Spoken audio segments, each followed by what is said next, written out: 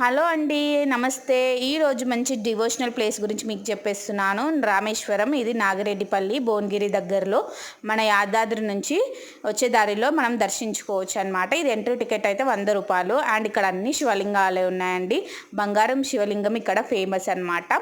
మొత్తం బంగారంతోనే ఉంటుంది శివలింగము. అండ్ ఇక్కడ అన్ని లింగాలని ప్రతిష్ఠించారండి. ఇక్కడ బోర్డులు కూడా ఉంటాయి, ఏ ఇయర్లో ఏ లింగాలని ప్రతిష్ఠించారో ఇక్కడ బోర్డు మీద కూడా రాసి ఉంటుంది. అండ్ ఇక్కడ అమ్మవారి టెంపుల్ కూడా ఉంటుంది. అండ్ అన్ని రూపాయల అమ్మవార్లని ఇక్కడ ప్రతిష్ఠించారండి.